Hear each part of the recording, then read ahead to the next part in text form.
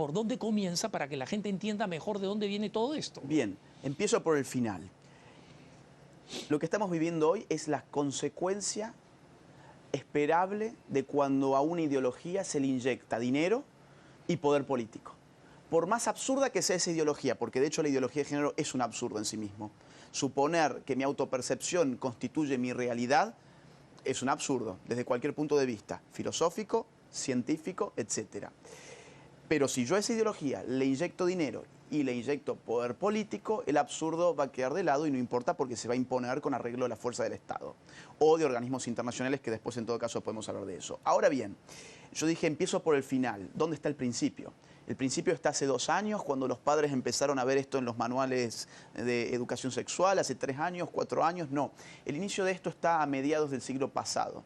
Es decir, esto ha sido un largo proceso. La ideología de género empieza a gestarse a partir de la mitad del siglo XX en los países más avanzados, los que desde América Latina a veces llamamos el primer mundo, en un contexto en el cual intelectuales que provenían de las izquierdas se desencantaron con la idea de que la revolución que ellos proponían podía movilizar a la clase obrera.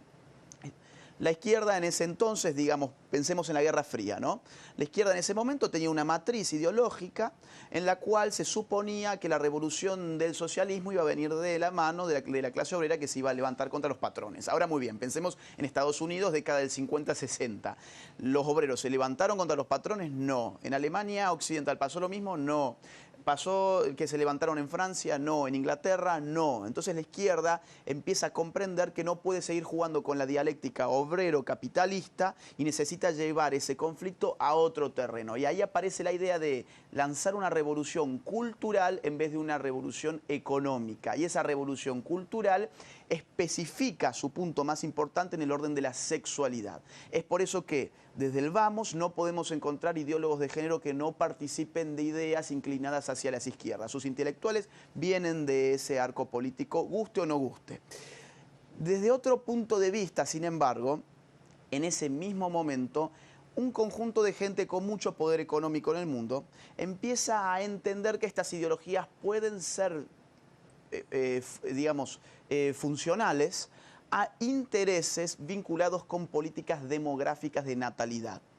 Aquí, por ejemplo, podemos mencionar la creación de la IPPF en el año 1952 a instancias... International Planned Parenthood, o sea, paternidad planificada. La versión internacional de la Planned Parenthood que se había creado años antes en los Estados Unidos, a instancias de Margaret Sanger, y que fue impulsada como matriz internacional por David Rockefeller III, con sus dineros. Luego de eso aparecerá el Consejo de Población con dineros de David Rockefeller. Aparecerá el informe Kissinger en el año 74, un año antes la legalización del aborto en los Estados Unidos, y toda una vorágine de género que empieza a mostrarse funcional para ideas que ya no necesariamente son de izquierda, sino son, digamos, tecnocráticas, en cuanto a que más población es más riesgo para los países ricos.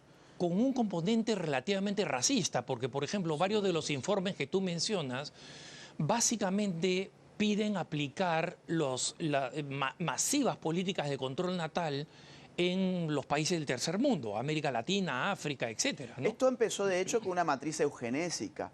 A ver, Margaret Sanger formaba parte de ligas eugenésicas, la gente que ocupaba los puestos de poder de las fundaciones de los Rockefeller era gente vinculada con el movimiento eugenésico mundial, y era gente que concebía el aborto no como el derecho de la mujer a disponer de su cuerpo, como se dice hoy en día, sino que se lo concebía como una forma de mejorar la genética humana. Hay una frase célebre en el caso de Margaret Sanger, una de las feministas más importantes de los Estados Unidos, que es: más hijos para los aptos, menos hijos para los ineptos. Y los ineptos a veces eran, por ejemplo, la gente de color, los hispanos. Por eso es que hoy, por ejemplo, incluso hoy, cuando uno dona dinero en Planned Parenthood, puede solicitar que su dinero sea aplicado en abortos de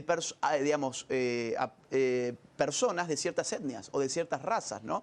Esto efectivamente está bastante vinculado con la idea de una pureza genética, pureza racial. Entonces yo te diría, la ideología de género tiene un origen vinculado con la necesidad de una izquierda de reconvertirse y tener algo que ofrecer en el primer mundo, pero por otro lado, poder internacional y financiero recogió esas ideas y empezó a aplicarlas en otro sentido. En el año 74, en el informe Kissinger, se va a advertir, por ejemplo, que no podemos vender estas ideas de forma tan fácil al tercer mundo, porque el tercer mundo va a entender de que atrás de esto hay imperialismo demográfico. Esas son las palabras que él usa. Entonces, ¿cómo las vendemos? Bueno, las vendemos como derechos sexuales reproductivos, la diversidad. Todos los eslogans que hoy estamos usando para referirnos al género son los eslogans que aparecen en ese informe Kissinger, que va a ser adoptado por Ford en el año 75 y que va a servir de matriz para el accionar de la ONU, por ejemplo, y sus Para la agencias. gran